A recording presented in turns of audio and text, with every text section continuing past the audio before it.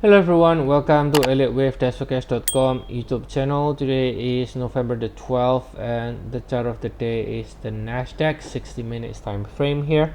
Now we can see in the Nasdaq bouncing higher from the blue box area.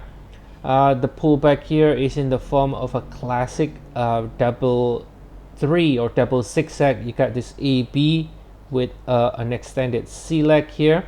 So we have a zigzag ABC ending W, and then this is the X correction, and then you have another ABC which is ending the Y leg here exactly at the 100% extension area of the WX, right?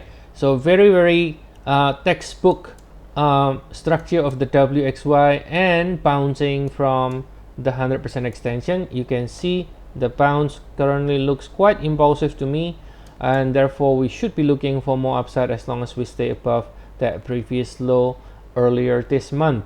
Now the arrow is still turning up. It's not green yet, because until it breaks above the previous peak, we can always become a bigger what we call a bigger WXY. So this here can become the W, and this could become X, and this become Y. But then again, we always take the more aggressive view in the direction of the trend, which is bullish.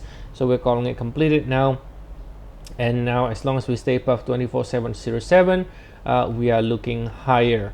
Now in terms of target on the upside, from the wave 5, the minimum target is can be measured using the 1.236 here. So you can do the retracement of the wave 4 and then take the 1.236 as the minimum target here, which is 26,792, okay, or 26,793. So that will be the minimum target on the upside from the wave 5. And zooming out, then it's the same thing that we've been talking about recently regarding the indices, that we are potentially could be.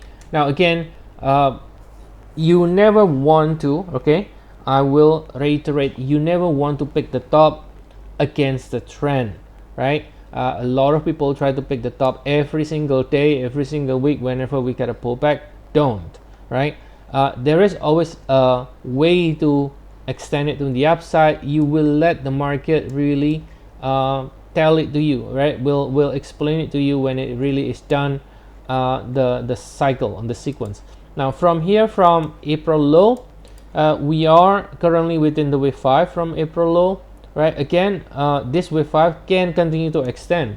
It doesn't need to be finished after the new high. It can continue to extend, subdivide into a lower, you know, another 5 waves up before ending 5, and it will always have a chance to continue to extend on the upside, okay?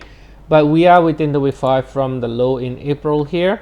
And again, shorter cycle, we still favor in the upside as long as we stay above 24,707 here. Okay, so that's more or less what we are looking at right now, guys. And as always, if you want to get more updates on Nasdaq or any other indices, Forex, ETF, commodities, feel free to check our service. We have 14 days trial. It's only 99 cents for the new member. You can use the link in the description of the video. So I'll see you guys next time, and have a nice day to you all.